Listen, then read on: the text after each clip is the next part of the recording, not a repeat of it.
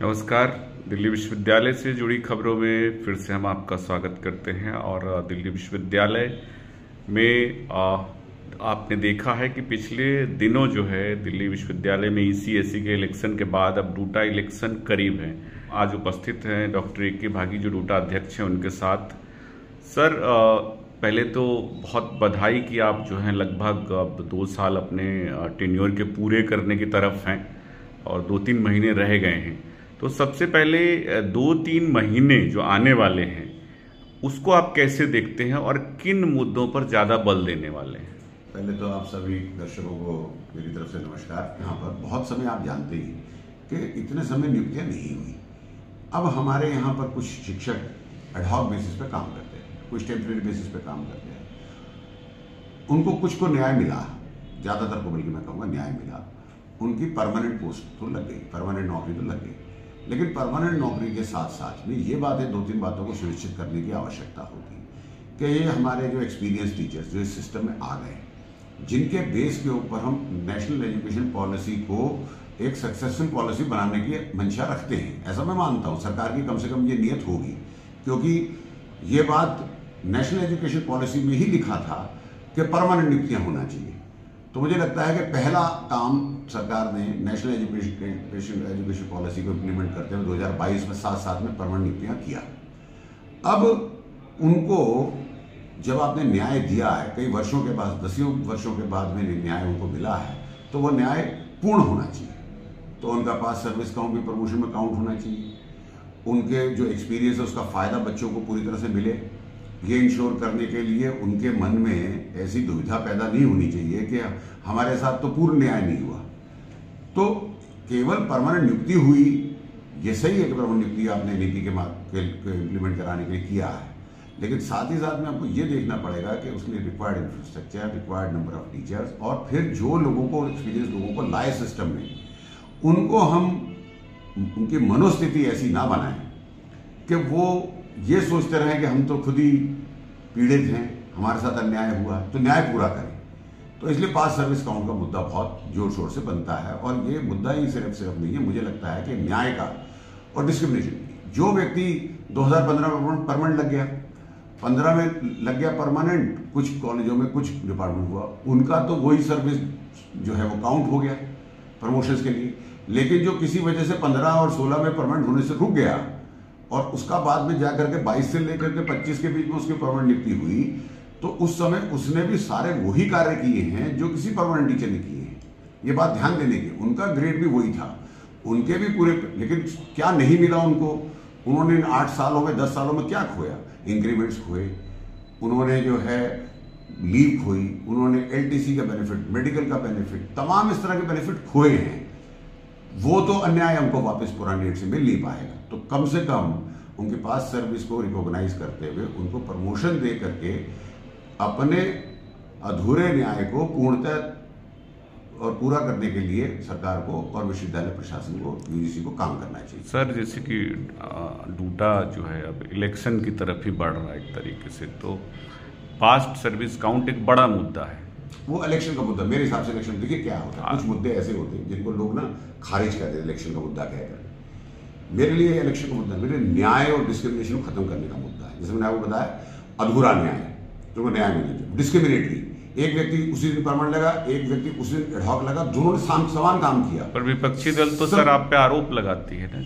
देखिए, विपक्षियों का, जिन्होंने ये सारी समस्याओं के जो मूल में और जड़ में है, उनको आरोप लगाने के अलावा और कोई काम नहीं रह सकता। ये हम नहीं थे डूटा के अंदर जब ये 10 वर्ष तक एडहॉक रह गए, इनको ना तो इंक्रीमेंट मिली, ना कुछ और फैसिलिटीज मिली।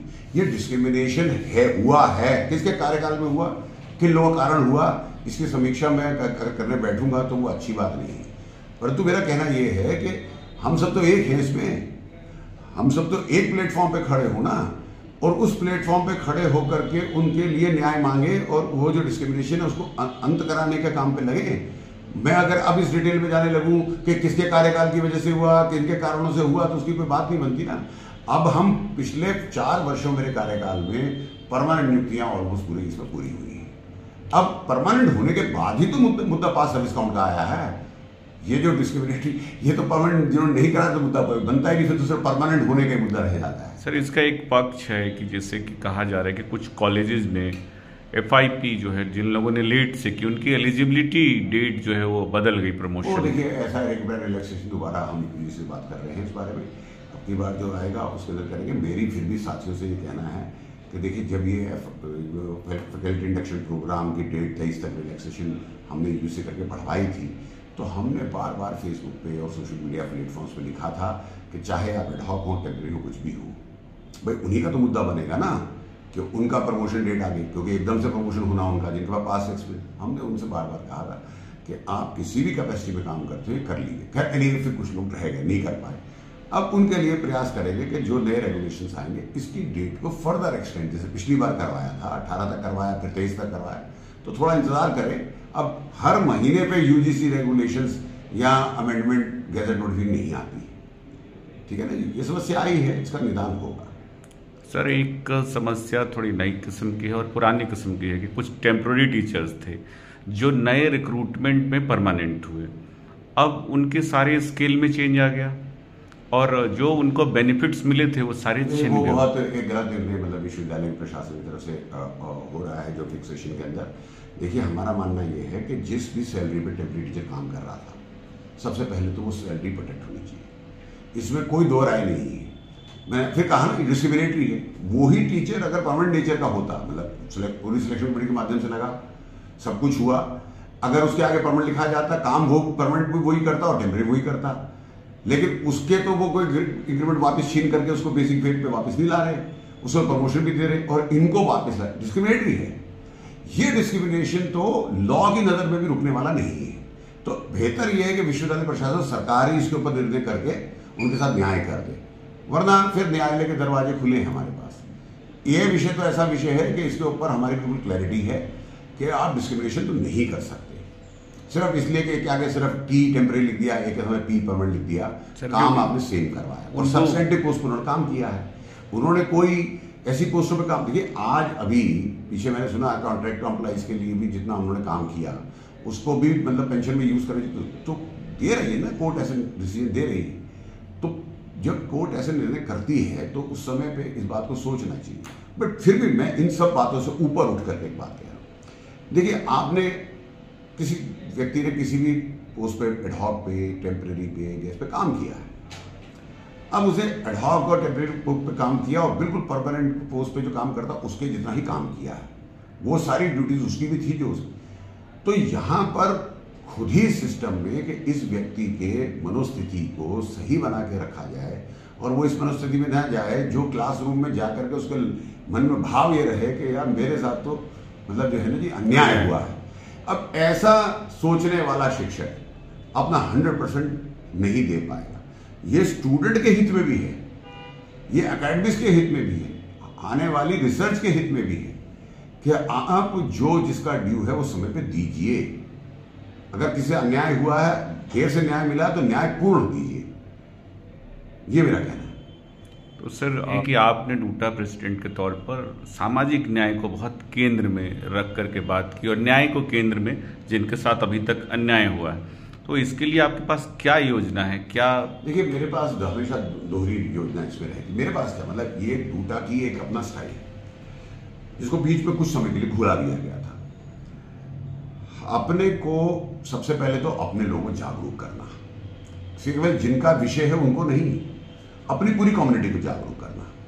ये पहला कि हमारी जो हम डिमांड उठा रहे हैं वो किसी स्पेसिफिक की नहीं है, वो टीचिंग कम्युनिटी की डिग्निटी से जुड़ा हुआ प्रश्न है। एक दूसरा, इस पे पत्र व्यवहार करना, बातचीत करके इसको रिजॉल्व कराने की कोशिश करना। तीसरा, अगर हमारी बात नहीं सुनी जाती है तो समय समय पर उसके ऊपर डेमोन्स्ट्रेटिव एक्शन प्रोग्राम करना। और अंत में तो फिर ये भी कई बार रहता है कि कोई न्यायालय के माध्यम से कोई चीज होती है तो कोई जो है दबाव बढ़ाने के लिए फिर हमको कड़े कदम अपने डेमोन्स्ट्रेटिव एक्शन प्रोग्राम को ऐसे में बदलना पड़ता है जो अप्रिय हैं, स्टूडेंट के हित में नहीं कई बार रहते हैं, लेकिन ओवरऑल व्यवस्था के हित में होते हैं, तो ऐसे कड़े निर्णय करने पड़ेंगे।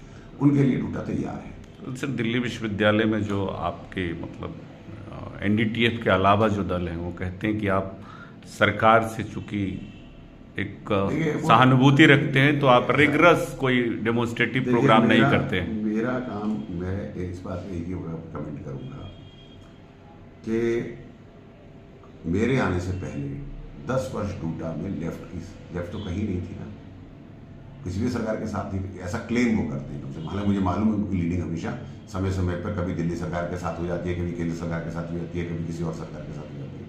अब एमफिल पीएचडी के इंक्रीमेंट का मुद्दा भी तो केरल से ही आया है, इंपोर्टेड है हमारे लिए तो एक तरह का ना, बाहर से आ गया। खैर एनीवे, मैं उसमें नहीं जाता। मैं ये पूछना चाहता हूँ कि वो तो बहुत रिगरस कहते हैं हम कर रहे थे, तो फिर वो बताएं कि क्यों हमारे विश्वविद्यालय के अंदर नियुक्तियां पूरी नहीं हुई या प्रमोशन नहीं हुई। तो ये केवल कोई सेटिंग का मामला नहीं है जी, ये सत्य की लड़ाई का मामला है। सही प्लेटफॉर्म पे सही समय पे सही तरीके से आवाज उठाने का मामला है ये, सही आर्गुमेंट्स पे। नियत तो हो कि ना हो तभी हमारी नाव चलेगी, हमारी गाड़ी चलेगी और हमारी राजनीति चमकेगी। नियत तो मन में ये हो, और हम बाहर से शोर बजाते रहे कि जिंदाबाद मुर्दाबाद होना चाहिए, तो उससे काम नहीं चलता। कहने का मतलब ये है कि जो लीडरशिप होती है उसके मन में जो है वही उसके वाक्यों में होगी, वही उसकी नियत में होगी, तो सही जगह पे सही समय सामान को रखेगा, बात को रखेगा, तभी जाकर के वो निर्णय होता है। ये आज से मैं, हमारा एक्सपीरियंस बहुत पहले से, और इसके अंदर ये बात नहीं कि सरकार में कौन है या डूटा में कौन है, ये नहीं होता है। सवाल इस बात का होता है कि डूटा लीडरशिप में किस विचार के लोग हैं। जिस विचार के लोग होंगे जो सच्चाई से आगे चलना चाहते हैं और उनके मन में कपट नहीं है, उनके मन में कोई ऐसी बात नहीं है कि वैसे मुंह से तो कुछ बोलते रहेंगे लेकिन मन में कुछ और है, तो फिर निर्णय नहीं होते। तो ये बिल्कुल गलत मतलब अवधारणा बनाने की कोशिश की जाती है कि सरकार के विरुद्ध रहने वाला जो दल होगा वो ही मतलब सक्षम, ऐसा नहीं है। वो हमने देखा 10 साल सक्षम नहीं रहा। हमारा कहना यह है कि जो सच्चाई से सही बात को सही जगह पे कहने की हिम्मत रखेगा और सच्चाई से लड़ेगा, वो ही शिक्षा और शिक्षकों का भला कर पाएगा। डूटा जो है एक यूनिट के तौर पर काम करती है और डूटा यूनिट के तौर पर काम करती रही है, लेकिन फिर भी जैसे पास्ट सर्विस काउंट को लेकर के आप लगातार बात करते रहे हैं, पहले भी करते रहे हैं, अब जो है अचानक उसको राजनीतिक मुद्दा कहा जा रहा है कि आप चुनावी रणनीति के तहत इसको डिरेल करने की कोशिश कर रहे हैं कुछ लोग, और उनको इससे बाज आना चाहिए। मतलब ये अच्छी बात नहीं है इस शिक्षक में। ये मैंने आपसे बताया, न्याय का और डिस्क्रिमिनेशन का मुद्दा है, एकेडमिक उसका नेचर है इसका मतलब आपने अपने एकेडमिक्स को ठीक रखना, अपने रिसर्च को ठीक रखना। आप किसी को तंग करके उसके साथ अन्याय करके उसका 100% कैसे सर्विस में लेंगे, आप बताइए ना।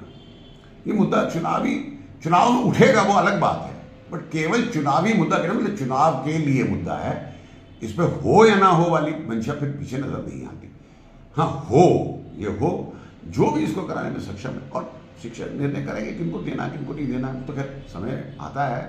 पहले किन्हीं के पास रहा, अब हमारे पास आया, अब आगे किसके पास जाएगा जनता तय करेगी, शिक्षक तय करेंगे। लेकिन हमारी विचारधारा जो है वो यही है कि आइडेंटिफाई करिए प्रॉब्लम को, उसके बाद जब में उसके कारणों के अंदर जाइए, उसके बाद जब में उसके पॉसिबल सॉल्यूशंस को पहले से आप आंक लीजिए, कहाँ पर क्या बदलाव चाहिए उसको सही तरीके से समझ लीजिए और लिख लीजिए। फिर उसके बाद जब में बातचीत का जरिया भी और दबाव की राजनीति भी, तो राजनीति होती है और चुनावों के अंदर भी मुद्दा चलेगा। ऐसी बात नहीं है चुनाव मुद्दा चलेगा नहीं, लेकिन चुनावी मुद्दा मतलब सिर्फ चुनाव लड़ने के लिए मुद्दा नहीं है ये। हाँ, ये मुद्दा न्याय का है। बात कर रहे थे डूटा अध्यक्ष डॉक्टर ए.के. भागी सर, और उनसे हमने बहुत सारे मुद्दों पर बात की रखा। ये चर्चा जो है भविष्य में भी जारी रहेगी। तब तक के लिए हम आपसे विदा लेते हैं। नमस्कार, धन्यवाद।